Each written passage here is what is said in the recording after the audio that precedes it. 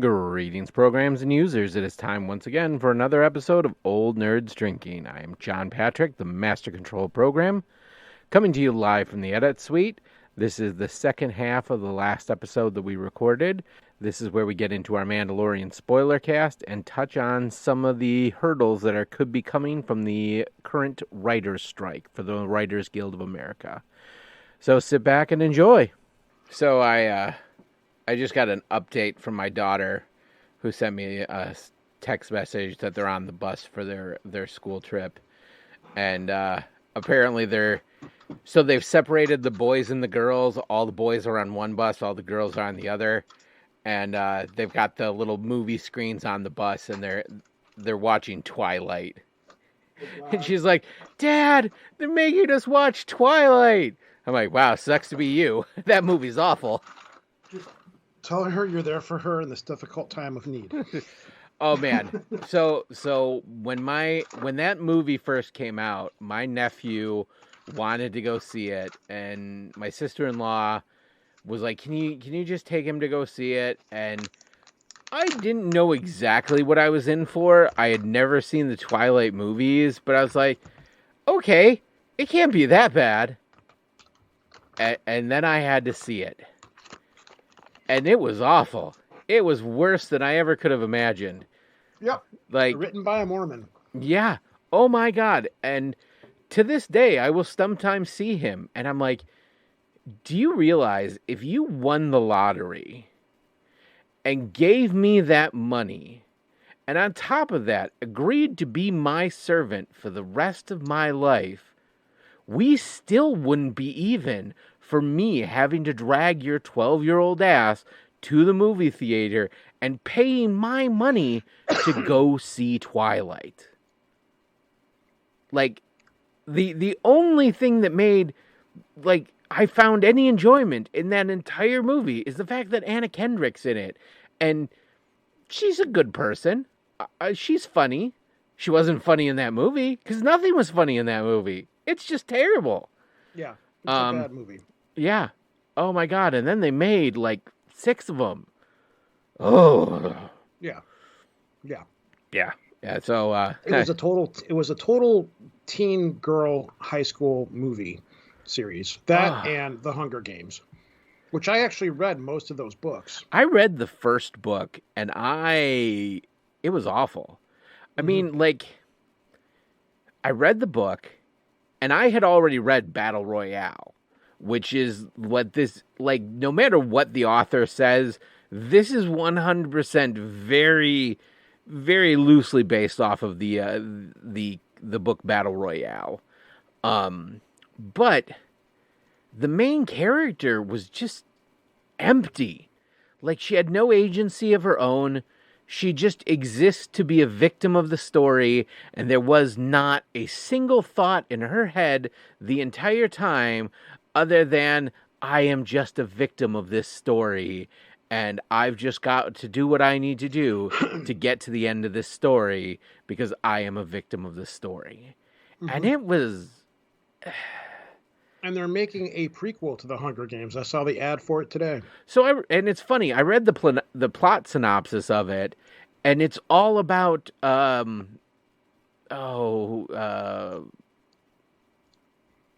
who's the old guy? Snow. Yeah, I know, but who's the actor who played him? Oh, I don't know. Oh, God damn. Donald Sutherland. So yeah, it's all about Donald Sutherland's character, who is just a fucking bastard. Like, that is he is the stereotypical authoritarian bastard of the story.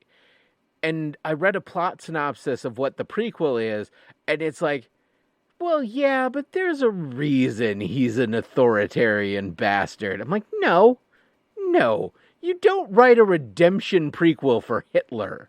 He's just Hitler. You hate him because he's Hitler. You don't try to, well, maybe there's a reason he's Hitler. No, he's just Hitler. And that's how I feel about it. And I don't know if it's like the entirety young adult genre. Even when I was a kid, I never read young adult books. I mean, there wasn't I mean, young adult fiction when I was a kid was pretty much like Babysitter's Club, and like right at the tail end of my young adult was when Goosebumps were starting to happen. But I was never Yeah. reading that. I was reading like adult fiction. I remember vividly reading Stephen King when I was in like the 7th grade and being extremely fucking creeped out about it. So I don't know. And well, I was reading that, and I was reading like the Star Wars novels. And yeah, they're the Star Wars, so they're a little campy, but they were still good books. I've gone back and reread some of them, and they're still good books. Oh man, but like, and I just don't get it. I really don't get it. I like the fact that supernatural romance is now a section in the bookstore kind of boggles my mind. Oh yeah. Yeah. The supernatural porn book world is also. Oh my massive. God, the Chuck Tingleverse. Oh no, it's far more than that. Oh yeah. Far more. Yeah. So today is May 14th. We are officially 10 days past May the 4th.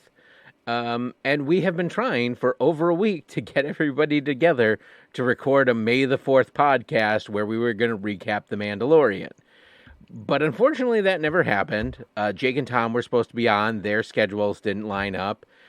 So now it's just you and me. And it's 10 days after May the 4th. And it's time to recap The Mandalorian, because we just finished season 3 of The Mandalorian. Mm-hmm. Well, where do you want me? Do you want me to go first, or where do you want to start? Well, what was your like broad general take of this season of The Mandalorian? It was awkward, and I know why it was awkward, but there was a lot of things in this season of The Mandalorian that just didn't make it feel like The Mandalorian. And also coupled with the fact that the last Star Wars show that I watched before The Mandalorian was Andor. Andor. Why did I forget that? And I loved Andor. It was a slow burn to get into, but once it got going really good. And then when The Mandalorian came on, I was coming off of, as far as Star Wars shows go, I was coming off of Andor and going into The Mandalorian. And The Mandalorian and Andor are both very, very different shows. They're different in the way that whereas Andor is a much more mature Star Wars, it's the show that grew up, that the mature fans wanted, because Mandalorian, even though more often than not very cool, it is still geared towards a younger kind of audience. It is not as mature as the show like Andor was. So I was like, okay, I accepted that. I'm like, okay, I need not to judge it on that, because they're two different kinds of shows. They need to stand on their own merits and be what they were. Here's how you can tell the difference between Andor and The Mandalorian. In Andor, people died. Yeah. And you knew who those people were. Like, you saw prisoners getting shot. You saw Imperial soldiers being shot, but they were not wearing masks. You saw they were people and not a those faceless people getting shot. Mm-hmm. In The Mandalorian, you don't see that. The violence is usually geared towards either faceless troopers, droids, or monsters. You don't see just people getting shot. And I think that's the difference, where like The Mandalorian is still kind of to that teen, maybe kid crowd, but Andor was very much towards the adults. What you just said right there, I want you to put a pin in that, because there's something going on in Marvel that we're going to come back to and talk about in regards to something that you just said about how The Mandalorian works. Mm-hmm. And but we're going to save that for a future episode if we ever have the conversation. But the other thing about The Mandalorian, okay, that was the one thing. Well, I could deal with that, though. So that was already off, going back into Mandalorian. But you had, and there's a reason why they did this, and I know what the reason is. I've read articles where they've talked about why this happened. You had these weird disjointed episodes that took place on Coruscant that involved, it was a different, like, Mandalorian takes place way out in the Outer Rim. It was supposed to be a Wild West show, and then you have these episodes where you're dealing with them in Coruscant, big city, totally different environment, stuff like that. It was more like Andor or something along those lines than it was the Mandalorian. And then it would go back to the Mandalorian being at the other side of the galaxy, and it was a jarring contrast, if that makes sense. The reason why that alone made this whole season feel very strange. There was the episode with Lizzo and Jack Black, I believe. I hope I'm getting his name right. Lizzo, okay. Jack Black, and don't forget Christopher Lloyd. There was a joke in itself there that somebody I didn't catch. Well, yeah, that was the whole joke that it shows Christopher Lloyd in the Back to the Future, and it's like the man in a DeLorean, and then you had Christopher Lloyd, a man in a DeLorean, and then it was Christopher Lloyd in The Mandalorian. The Mandalorian, yes. But so it was also more like you could tell that this season of The Mandalorian, they were using this show to do a bunch of stuff to set up more stuff coming in the future of Star Wars, which The Mandalorian has always kind of done anyways, but this season there was a lot more of that. Because from the start, Disney has been very blunt about, yes, this is to show The Mandalorian, but this show is also going to be used to tie in to other shows. Because they want to do with the Star Wars universe what they did with the Marvel universe, which we have Dave Filoni's movie coming in a few years, which is going to be the culmination of all this. They want to do... Allegedly. Yeah. So... He did not fucking ostrich. Anyways, Letterkenny fans will get that joke. So the reason why this season was so weird is because the whole show got canceled with the girl who got fired. Gina Carter. Yeah. Yeah. Her show, she was supposed to have a show, and there was also supposed to be Rangers of the Old Republic. And those shows were also supposed to sell separate stories that advanced this whole giant narrative storyline along. Once those two shows got canceled, they were like, oh boy, we've got a lot of story that we have to fill for this grand overarching storyline that's going to take place. So all of that stuff that happened with Dr. Pershing and all that stuff that happened, all of the weird stuff that just didn't quite fit into the show was supposed to be on one of the other two shows. Like, you also had the scene where you had the X-Wing pilot that was in the bar, and Zeb was in there, which I thought was really cool. He was supposed to have the Rangers of the Old Republic show, which they've since canceled. So now they've got these two shows that have certain parts of their story that have to be told for this grand overarching story. So they went back and just kind of redid the whole season of Mandalorian 3 to try to get all of this stuff in there. So when stuff happens down the road, they'll have a springboard reference point to pull from. Because after the Mandalorian, you've got the Ahsoka show coming up. Then you've got the Skeleton Crew show, which they still have been very, very quiet about. Apparently no plans to make a Boba Fett season 2, which I'm not horribly heartbroken about. So that was one of the reasons why it was so disjointed and so all over the place, because they had we have to figure out how to fix these stories. And then it should be noted that this season of The Mandalorian was in production when the shit hit the fan at Disney about Disney Plus. And the surprise switch of Bob Iger coming back as CEO, the fact that the previous CEO had been hiding how poorly Disney Plus was performing, and all the money that was being dumped into Disney Plus content, but was not seeing the revenue generated that it was supposed to. So as much as Gina Carano... well, she wasn't the only thing. Yeah, that's what I'm saying, is as much as just her exiting the show, it's also a lot of planned projects had to be cut because they're trying to bring Disney Plus back into profitability. Because as far as Disney is concerned, Disney Plus has been a failed experiment. It is not generating the amount of revenue that they had projected it would, and they're continuing to make content for it when it's not getting a return on the investment for their content. Which is sad because some of the content they have put out for Disney Plus has been extremely good, but it's like all media. Media exists to make money. It's not to tell a story. It's not to please the fans. It's to make money. And if the fans don't spend money on that content won't get made anymore.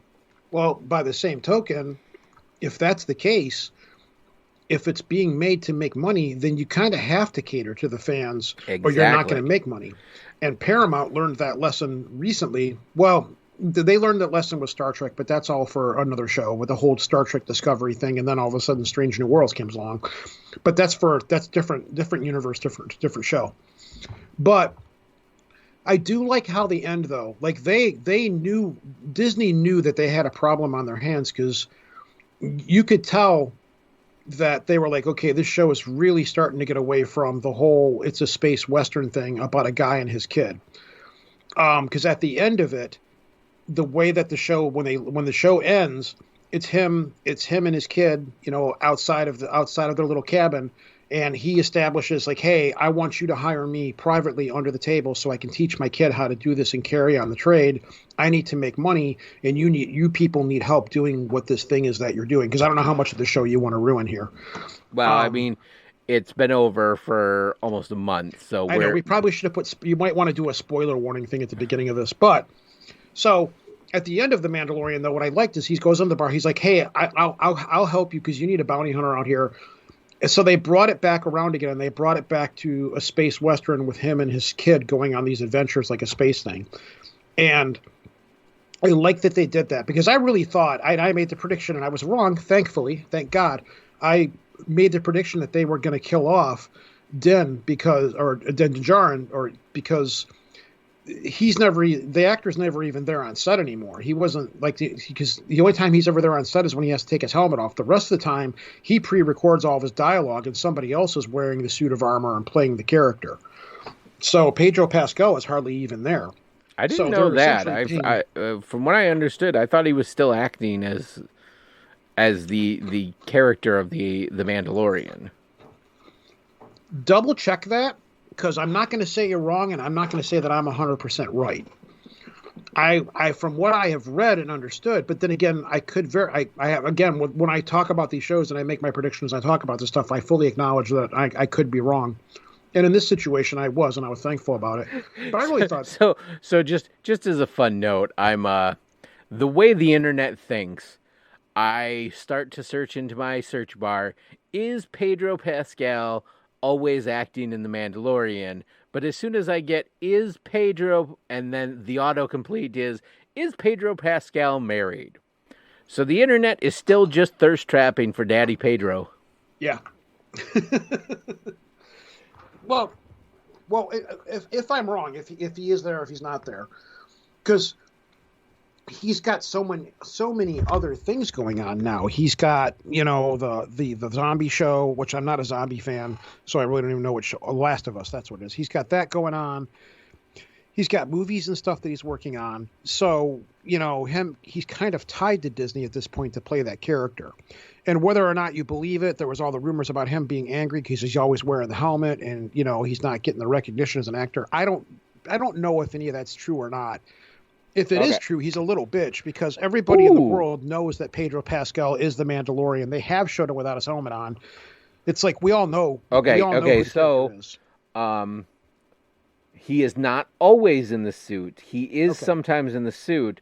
Sometimes his stunt double is filling in, but the reason he isn't is because he was in rehearsals to do King Lear on Broadway, which, holy fuck, I would love to see Pedro Pascal in King Lear.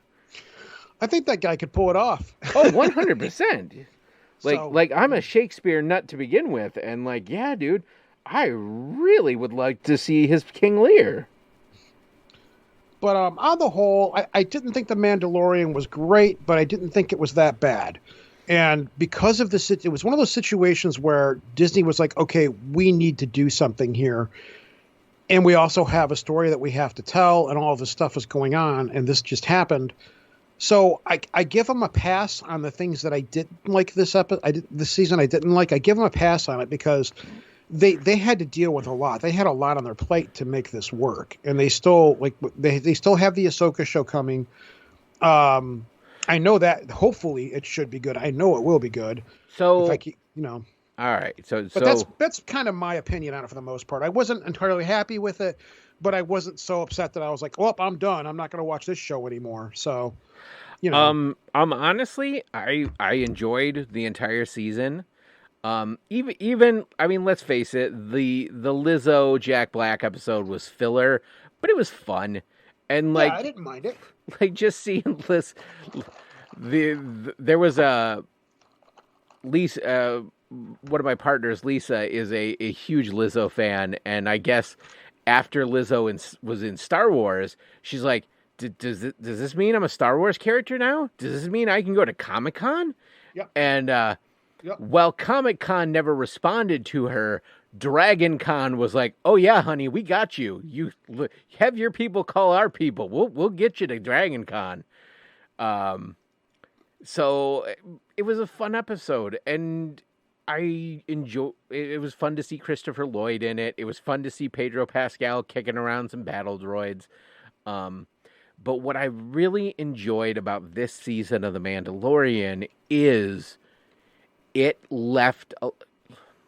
I'm usually a person who hates plot hooks left dangling, but they touched on so many things in this that there are so many ways that they can branch out from this season. And yeah, that's what I was saying earlier. You can see that we're planting a lot of seeds here. Yeah. Like the showing the evil council of Imperial people is like, yes, this is the story that I am actually interested in, to see how we got from the fall of the Empire to the New Order. Like that was the biggest disconnect with me in the new Star Wars trilogy, was the fact that it's like, okay, you defeated the Empire, you tore down the Empire, and then how 18 years later is there a equally as powerful and well-equipped Empire, like new bad guy, and like just that happened? Like they built a whole damn like galaxy spanning army and navy, and just nobody noticed that.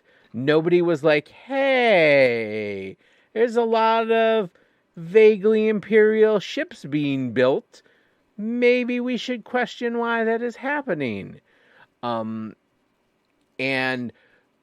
dude, when they showed Palion, like Gideon Palion, like because I was so deep in the old expanded universe, and like when Timothy Zahn wrote his Thrawn books, and like that Gideon Palion was his right-hand man, like he was his captain, and seeing him there in person was just like, oh my God, I know why that's so relevant. Well, Timothy Zahn did some advising on this stuff too. Well, I'm sure, because Thrawn is his baby. Yes. So like setting up that we know there's we know it's been in the trailer for Ahsoka. They show Thrawn. Well, they directly mention heir to the Empire. Oh, they yeah. say it. Yeah, it's like just like, which I don't know how hey. they do, because there was like that book also involved a lot of Luke's development. That's where he met Mara Jade, and Mara Jade so far hasn't been in the universe, and that I know of, Luke never got married as a Jedi or whatever. No, but anyways, if they do work Mara Jade in, it will probably not follow any, because even what they've worked Thrawn in, very little of the Thrawn from the old expanded universe is the Thrawn that they show in the in Rebels. May I sidetrack you for a second, and I will let you get back on course. Go right ahead. Okay. There is this woman that you've seen her videos, and I think you probably follow her on TikTok as well as I do. And you've seen her video. She's this chick she's really fit. She's an acrobat, and she does these videos of her like dueling around with a lightsaber and doing flips and all this kind of stuff. She is, and I know there's people out there that probably know what I'm talking about. She has red hair, and she's done all these videos of like her wielding this lightsaber and doing flips and stuff. She's badass.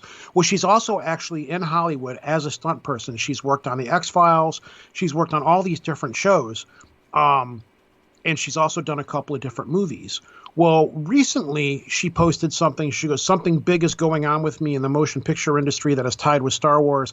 Can't say literally anything more about it.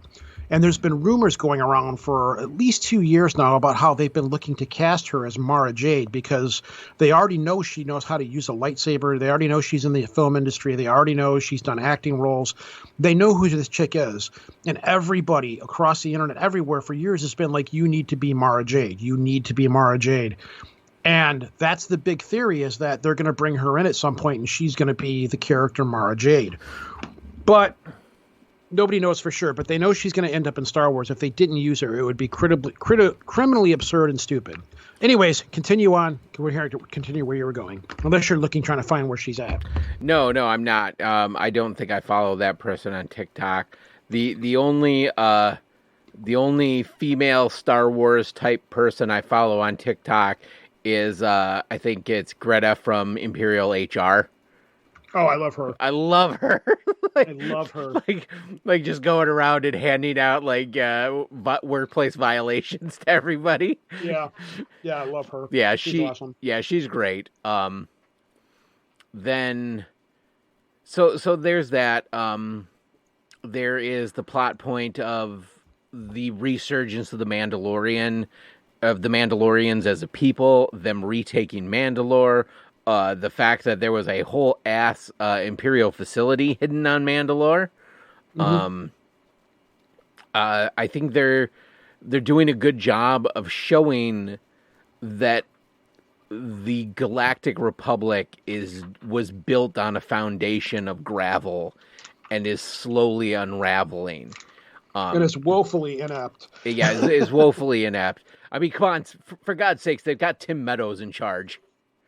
Mm-hmm. Which was another great cameo to see.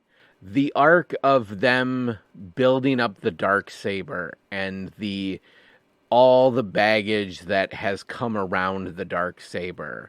And we knew that there was going to have to come down to some kind of confrontation between Din Djarin and Bo-Katan if she wanted to. And the fact that the Children of the Watch really don't have any great attachment to the Darksaber, other than maybe Paz Vizsla. And then you get to like the final scene of the big arc where they're on Mandalore and they're fighting Moff Gideon, and he just destroys the Darksaber. I think is a perfect kind of metaphor about just ending all the old baggage of the Mandalorians and finally trying to move forward with them as a people. That saber is going to be back, and I know how. But yeah, I thought the same thing. It's one of those things where it's like, I think it'd be cheap if they brought it back. And it would be hard for them to bring it back because you would need a Jedi to rebuild it. That's the thing. That's where I'm getting with this. So, in the upcoming Ahsoka show, or it's either Ahsoka or you're going to have to look it up to be certain, because right now I'm having a brain fart. It's either going to be in Ahsoka or it's going to be in Skeleton Crew. Well, Matt Smith, no, not Matt Smith. God, who played the Doctor Who before Matt Smith? David Tennant. David Tennant is coming. David Tennant voiced a robot in one of the Star Wars cartoons that knew the specs on how to rebuild every lightsaber. It was at the Jedi Temple. That robot escapes. Well, David Tennant is coming back to voice the live action version of that robot. That's either going to be in Ahsoka or it's going to be in Skeleton Crew, but I think it's going to be in Ahsoka. It's a non-point. It's like there's no reason to rebuild it. They don't. The whole point of the Darksaber was to It was this thing that kind of Some to united the unite the people. Mandalorian people, but through its destruction, they became united. It's like you saw them at the Great Forge, and it was the Children of the Watch, it was Bo-Katan's people, it was the Mandalorian survivors who had been on Mandalore this whole time, and they're all there, and they're all together, and it wasn't united under the Darksaber, it was united under them rebuilding the Forge. And that's where that story is going to continue to go, is the Mandalorians are going to have to question, do we really need this lightsaber to recognize our leadership? No, that was the whole point of them destroying it. It's like, we don't need it anymore. But it's such an icon. They're going to bring it back for two reasons. Number one, if you have... I will bet money right now it's not coming back. If I'm wrong, I'm totally comfortable with being wrong. But if you have a broken Darksaber, that's not selling toys.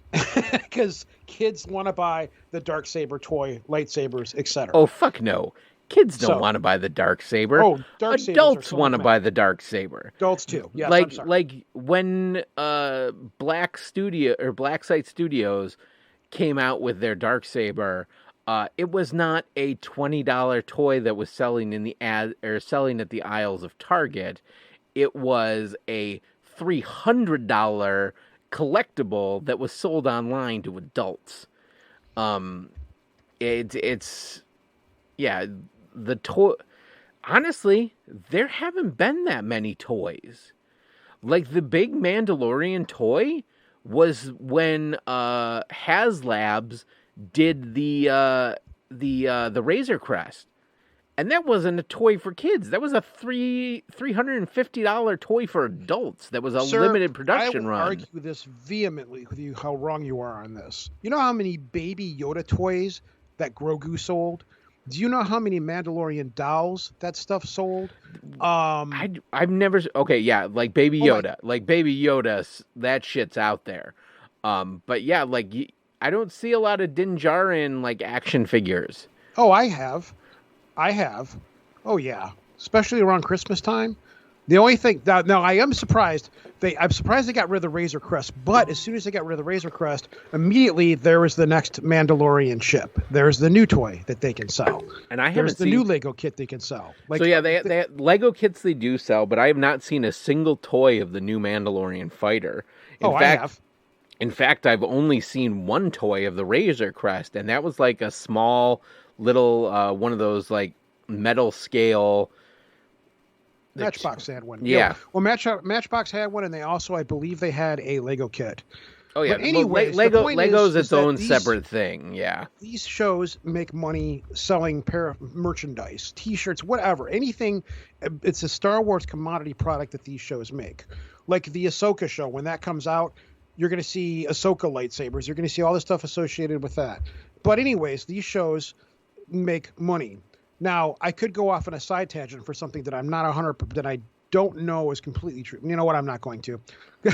But anyways. Not going to do it. No, well, I'm not going to. It has to do with the fact that with Kathleen Kennedy, you know how much my disdain for her is, Luke Skywalker and the whole Baby Yoda thing, that they basically, there's debate now because Filoni and the other guy both said, yeah, Grogu was with Luke for 2 years or something like that. And then there's this new book that comes out that's through the Disney press, through Disney, that contradicts what they've been saying. So now there's some debate as to how long Grogu was on that planet with Luke Skywalker. Anyways, there was some kind of a thing that Grogu was actually supposed to be there. He wasn't supposed to come back till a little bit later in the season on The Mandalorian. And Kathleen Kennedy was furious that he was there with Luke, because Kathleen Kennedy doesn't like anything old Star Wars. She hates, and she's gone on record as saying this, she doesn't like having to use the old Star Wars stuff because she feels that it makes Star Wars look weak to rely on the old characters and the old storylines. Which is kind of true. Is like there is a whole lot that can be done with Star Wars that doesn't have to revolve around the Skywalker family. I agree with that. But with the timeline that this story is taking place, Luke is still around, so they have to kind of plug that hole in some way or another. And I don't mind that they do the Luke Skywalker thing. He's a character. Old Star Wars characters are fine to use, but they should be used sparingly. They should be used much the same way that you had with the recent Star Trek shows. They're not like they should like the character should be used like go back, hey, I need advice on this, or I need this, or I need that. That's fine.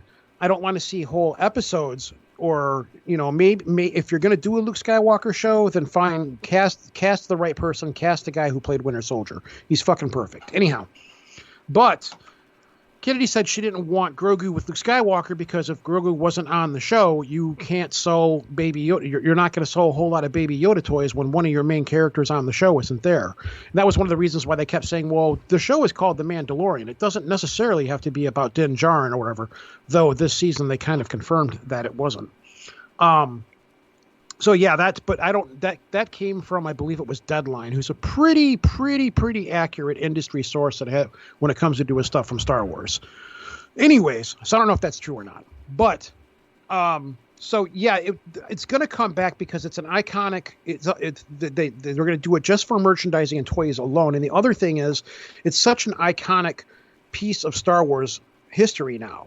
And if it's just a matter of it being broke, it's like, well, it can be fixed. It's not that hard to fix it. I'm sure that, it can be fixed, but they're bringing that David Tennant character back to play that robot. And I have a feeling that's how it's going to get fixed. He's going to look at it and go, oh yeah, blah, blah, blah, built that. I have that on file. Let me fix it for you. And then she'll get the sword back. But at that point, it'll just be there to be cool. It won't necessarily matter unless down the road, Grogu still ends up getting that lightsaber. And now I'm done talking. If anything, I would say Grogu might end up with Yoda's lightsaber. Realistically, he should make his own. But yeah, but a lot of times you will see where Padawans get their first lightsaber, and then and then eventually will make their own. Because, I mean, that is the same arc we've seen with Anakin. That is the same arc we've seen... Well, no, Anakin made his first lightsaber. But with Luke, he received a lightsaber and then ended up making his own. With Rey, she ended up having a lightsaber and then made her own. So yeah, those two examples actually sets a precedent. Oh, I'm not disagreeing you. I'm not disagreeing with you at all. Now, to finish up what I was saying earlier, though, because you were bringing up plot points and stuff that they had set up throughout this whole season. All of those plot points are what the big overall story is going to be. It's all supposed to tie together. All of these little story elements, which are setting up, okay, because I'm like you. I'm like, where did this First Order come from? Somehow Palpatine's. Like, there was so many questions of like, okay, you've got these, the Knights of Ren, which they never ever explained. Oh my God, yeah, like, hey, we've got these guys, and they're really cool costumes, and they're really menacing, and we're gonna call them the Knights of Ren. And that's it. That's all you're gonna get. Yeah, that's it. It's like, can we do something with that? Can we learn a little bit about those guys? I wouldn't be surprised if that's coming as well. Yeah. So. But it's Disney's got to make some moves. I read an article, and it was like from a Google source, so I don't know how reliable it is. That like, apparently Disney Plus is merging with Hulu, which just fucking makes sense. But like, they're gonna have to clean up how both of the services work, because I don't mind paying what I pay currently for Disney Plus, but I'm not paying the $50 a month for Hulu Live if that's what it's going to take to access all the Disney Plus content. Like, fuck that shit. I'll go back to pirating shit.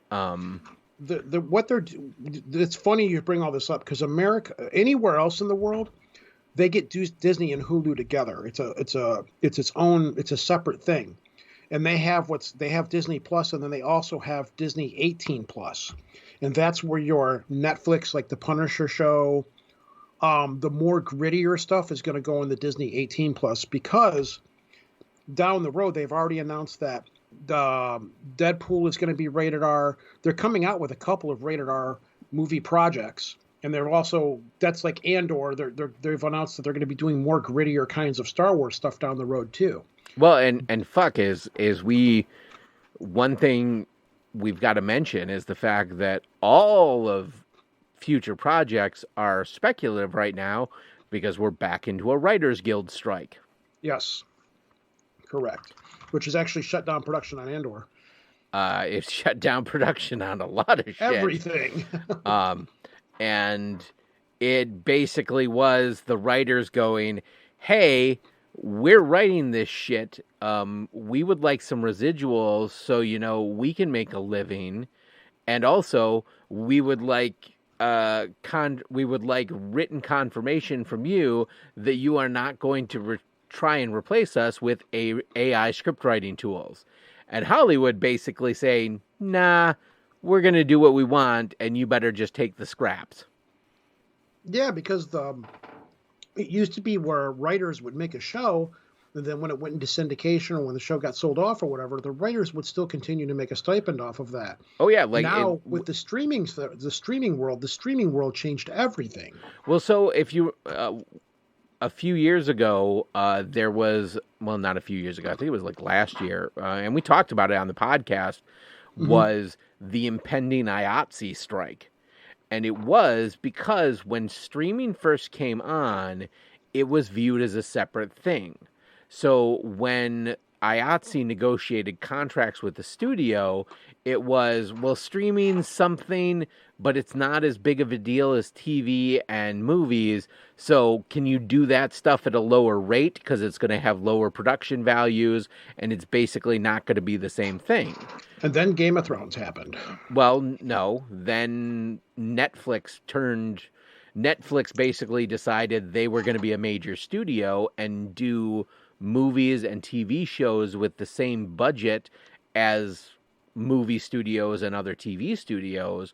But because IATSE had originally negotiated that they would pay people at a lower rate, the stage hands and production people were being paid a tiny fraction of what they would be paid if it was a regular network TV show or movie. Yeah. Well, now that the Writers Guild is running into that same problem, where the early streaming shows, which were made on shoestring budgets, the Writers Guild were accepting a lower rate, but now you have streaming shows and streaming movies that are being produced with the same budgets as Hollywood blockbusters, and the writers are not being paid commiserately. And they're like, no, if you're going to make a $500 million budget streaming movie, we want to be paid as if you're making a $500 million movie for a theatrical release.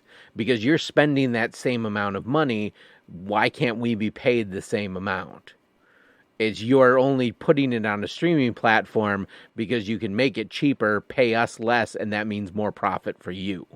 Yeah. Neil Gaiman posted the contract sheet from the Writers Guild of like what they asked for and then what the studio counter offered. And there was just so many places where the studio said, we make no counter offer. If you aren't accepting what we offer, then we're not going to negotiate on. And it was things like, hey, can we go back to getting like 5% residuals on TV shows? And the studios are like, no. Hey, can we get a contract from you that you're not going to hire us to write a script or hire us to write an initial treatment for a show and then run it through an AI to generate a script without paying us? And Hollywood said, no, we're going to use whatever tools at our disposal, and that's our prerogative, not yours. So this could be another very long writer's strike. And the meme I see creeping up about this is like, Hey kids, if you want to know how bad a writer's strike is, ask your parents about this show. And it's the poster for the TV show Heroes. Mm-hmm. I've seen that one. And it's like, oh man, I remember how good the first season of that show was. And then the writer's strike happened, and then it went real bad real fast.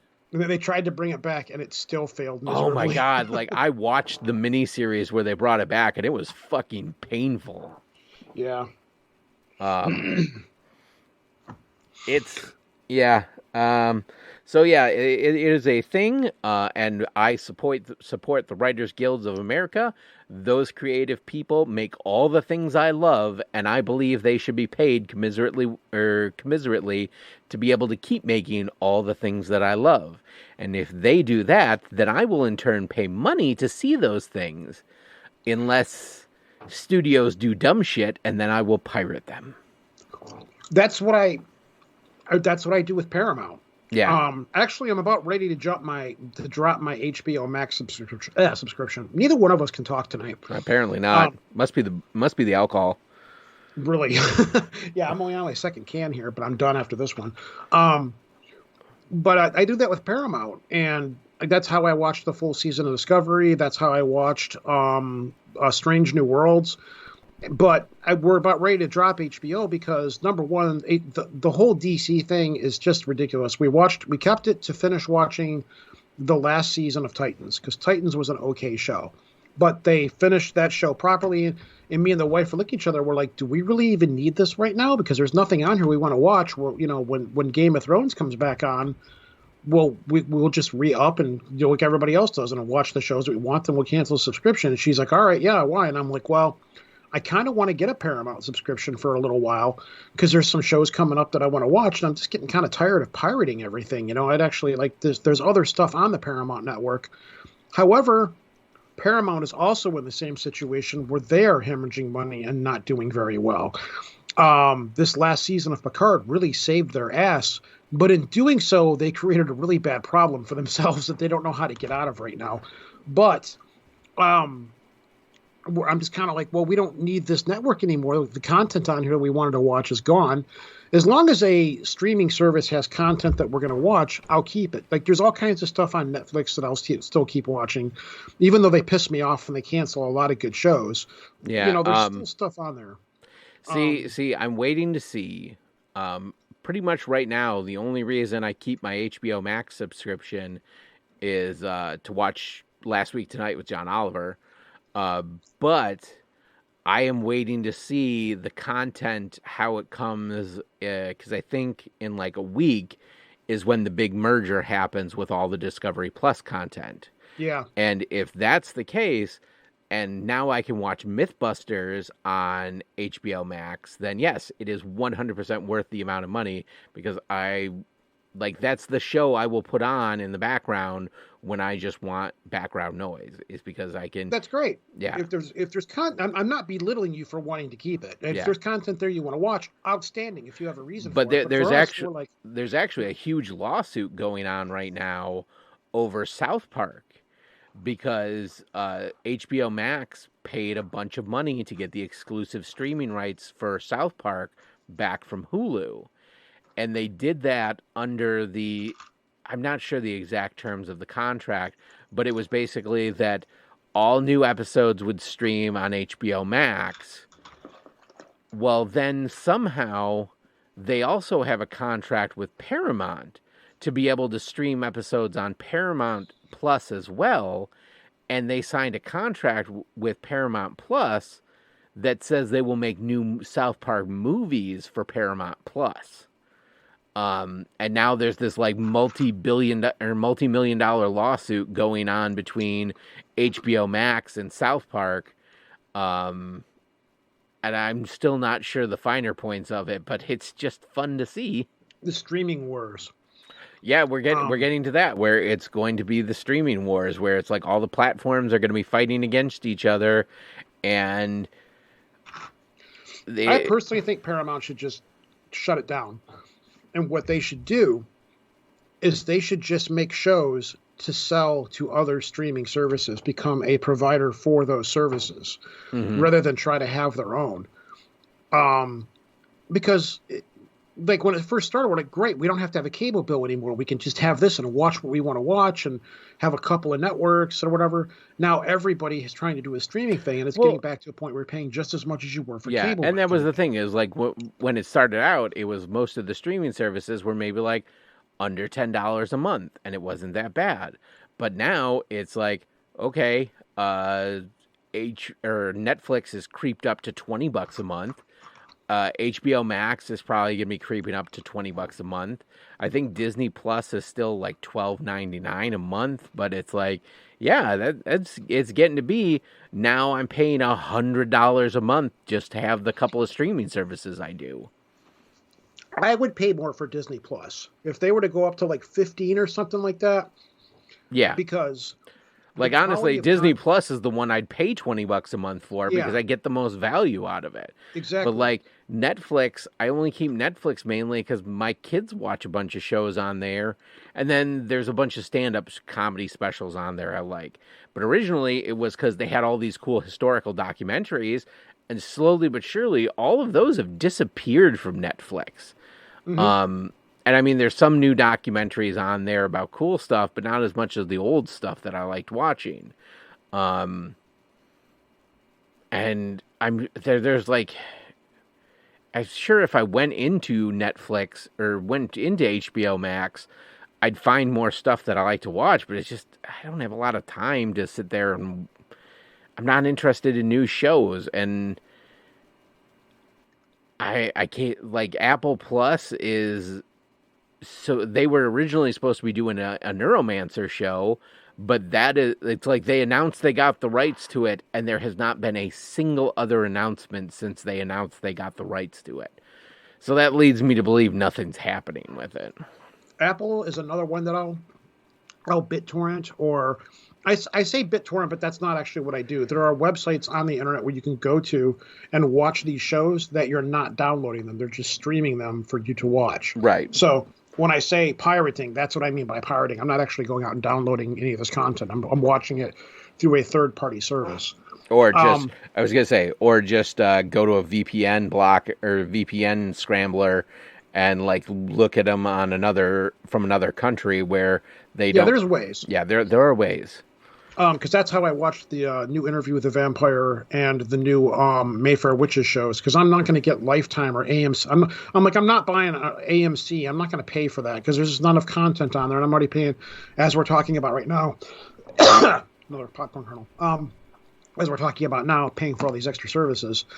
But it's going to be coming to a head here, especially after this writer strike, is however long it takes, because they're not getting content to power these streaming networks. And the only way that these streaming networks are going to survive is they have to make really good content that people want, because people are getting more and more demanding about it. Um, like I'll pay for the Paramount Network because there's Beavis and Butthead on there, and the new Beavis and Butthead episodes are really funny. The new Beavis and Butthead show is really good. There's the Star Trek stuff. Paramount after with Discovery, that was the show that launched the network, and fans were like, "Wow, this is kind of sucky." And then Strange New Worlds came along, and people loved it.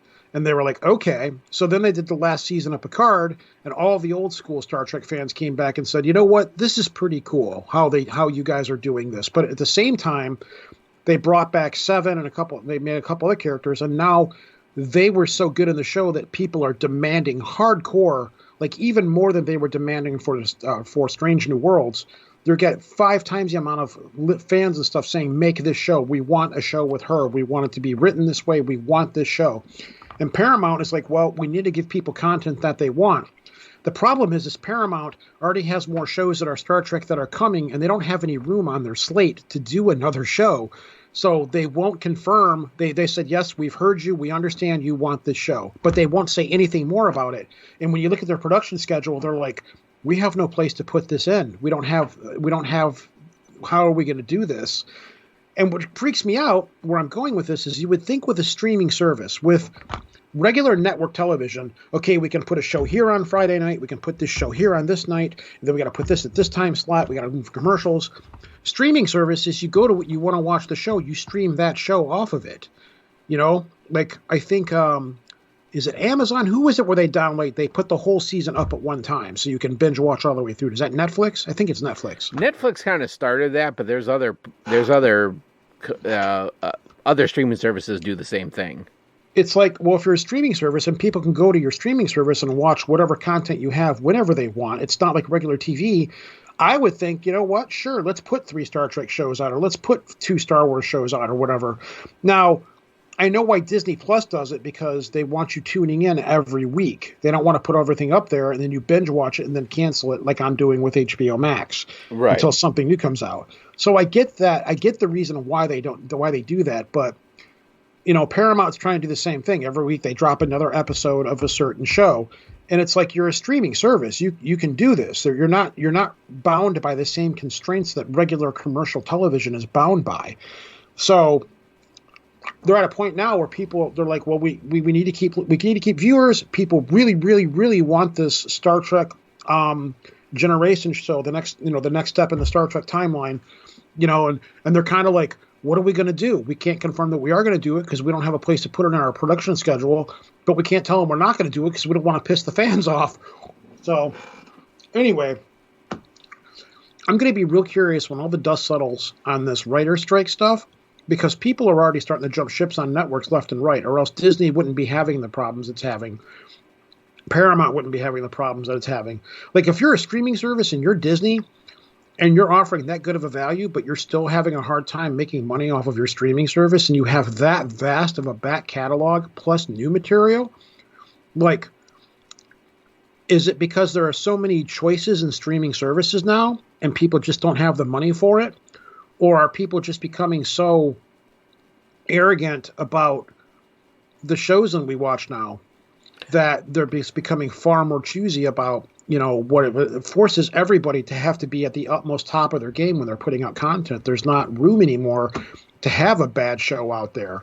Or option 3, people just can't afford it and or don't have the time to watch it. Yeah. Well, again, that's kind of the cool thing about streaming service, because if you don't have the time, like if you're going to be working on Thursday night when The Mandalorian comes out, no big deal. You just go and load it up and watch it the next night on Friday night.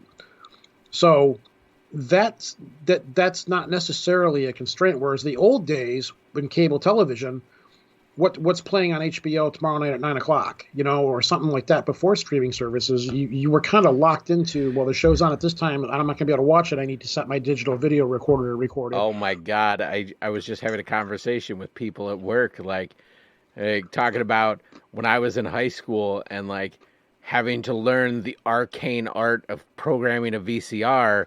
Exactly. Because, if your VCR didn't record Buffy the Vampire Slayer, you missed that episode and you missed that part of the story, and it wasn't until the entire season was done that you'd be able to catch a rerun to watch it. And so, yeah, you were fucked. Yeah, so nowadays with streaming services, though, I just go watch it, when I have the time to watch it. And the other cool thing about streaming services, you can really cater what you like. If you're like me, me and you are both nerds, so of course I'm really partial to Disney, and I'm getting more partial to Paramount because it's Star Trek and Star Wars. I love both shows equally. Different shows, apples and oranges, but I love them both equally. So when someone tries to drag me into are you a Star Wars or Star Trek fan? I like them both. If I had to choose, I would probably go more Star Wars, but I still love my Star Trek. So, I can custom tune my viewing experience by the channels that I subscribe to and stuff. And that brought us back to HBO. We're like, there's really nothing on here that we're interested in right now. Let's just nix this service, and then we'll wait till Strange New Worlds comes, the next season starts, and then I'll subscribe to Paramount for a little while. And the wife kind of thought about it, and she goes, all right, yeah. And I said, I'm going to get rid of this, and I want to get rid of that. We'll just swap the two out, and then when we're done with that, we'll cancel it. And when HBO Max comes back out with new stuff that we want to watch, like the new Game of Thrones or something, then we'll watch that.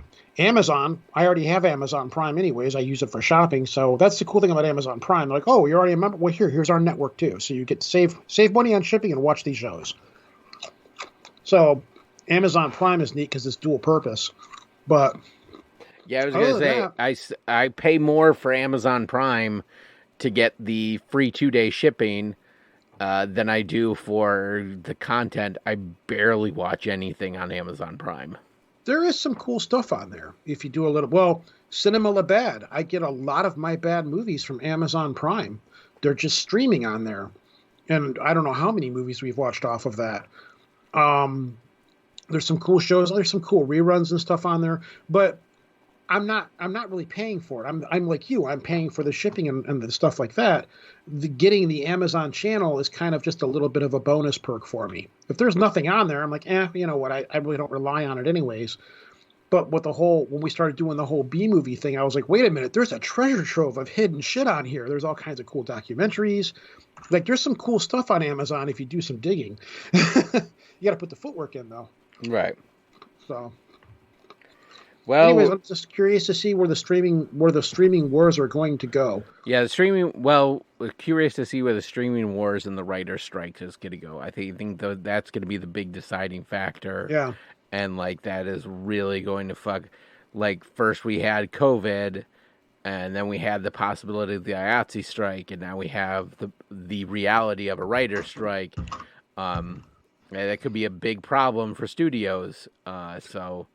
But I think this is a good place to wrap it up for the night. Rojan, what do you got going on in your world? Pretty much. I'm still trying to get the main computer up and running again. Try to get some episodes of my show recorded. I honestly don't know when that's going to happen. Outside of that, we started up doing Cinema La Backyard Fire, where the Facebook group. When it's nice out, we'll build a little fire pit. You were there for one of them. You watched part of Mad Heidi, and what was the movie that you watched with us? Hard Ticket to Hawaii. Hard Ticket to Hawaii. I introduced you to your first Andy Sedaris film. Huge fan of Andy Sedaris. Everybody on the Cinema La Bad page knows about it. And then this week earlier, we watched a couple of Godfrey Ho martial art movies with Banjo Jones, me at the fireside. And then my buddy came over on Friday night, kind of late, but we watched the 2013 remake of Evil Dead, which I am super surprised how much better that movie was than I thought it was going to be. I was like, man, I really don't want to watch this. But you know what? Fuck it. We got the screen set up. The fire's going. It's B-movie night. Let's throw it in. And I don't know if you've seen the Evil Dead 2013 remake, but it's really good. I'm not as much of a fan of Evil Dead as I am Army of Darkness. Honestly, I like Evil Dead and Evil Dead 2 were always kind of meh. I liked Army of Darkness because it was like just the over the top, like complete big budget, like let's just see how crazy we can go with it finale. But I definitely have some recommendations. I mean, have you watched Samurai Cop? Oh yeah, one and two. Okay, yeah. Are you fucking with me? We're gonna watch that again. Oh yeah. I was gonna say we got to watch Samurai Cop, which I've never seen the movie without the riff tracks and/or MST3K version of it. It's on the list. Yeah, we're gonna do that. That's a for certain, sure, absolute positive. And even though it's terrible in a bad way, we might even watch Samurai Cop 2. We could do a double feature in one night if we plan it. We absolutely have to watch Space Mutiny. I don't know if I could do that to myself again. Oh yeah. We're gonna have to watch Space Mutiny. Okay. Blast hard cheese. We could do that. Yes. And that's the thing is like trying to find Space Mutiny that isn't the MST3K version of Space Mutiny. I wouldn't mind watching the one that me and you went to with Riff Tracks. The Riff Tracks one, yeah. Yeah, I wouldn't mind watching that version of it again, just because of the fact that me and you went and saw that live, and to be able to recreate that experience in the backyard. Because now, where I was going with this, and then I'll call it a night, is now that I'm doing it in my backyard and not with my buddies online, it's kind of a different experience because I'm introducing all these guys to all these bad movies and being like, yeah, this is why we watch these. It's because of this, it's because of that. We still got to find a tit bell. Oh, yeah, we need one of those little metal bells for boobs. Ding! Yeah. So. Yeah, that's going to be coming pretty soon. So, anyways, yeah, pretty much the Cinema the Bad page is where it's at right now. Old Nerds Drinking, of course, Project Archivist. I'm active on the Facebook group, even though I haven't been doing any shows. I do still like to post some strange stuff on there every once in a while. So yeah, that's pretty much it. And it's trying to keep from getting sick every week. All right, and you always can find us at the Old Nerds Drinking Facebook page. Come for the podcast, stay for the memes. I am John Patrick, the Master Control Program. Oh, this is Rojan. Peace out. Peace out. End of line. Over? Did you say over? Nothing is over until we decide it is. Was it over when the Germans bombed Pearl Harbor? Hell no! German? Forget it, he's rolling. It ain't over now. So, what's the plan? Take car, go to Mum's, kill Phil, sorry, grab Liz, go to the Winchester, have a nice cold pint, and wait for all this to blow over. Might as well write him off. Let's close up the bridge. Let's get out of here. Close it up. Lights out. Where are you headed, cowboy? Nowhere special. Nowhere special. I always wanted to go there. We're going streaking! Yeah! All right, move on. Nothing to see here. Please disperse. Nothing to see here, please. Greetings, programs and users. It is time once again for another episode of Old Nerds Drinking. I am John Patrick, the Master Control Program, coming to you live from the Edit Suite. This is the second half of the last episode that we recorded. This is where we get into our Mandalorian spoiler cast and touch on some of the hurdles that could be coming from the current writers' strike for the Writers Guild of America. So sit back and enjoy.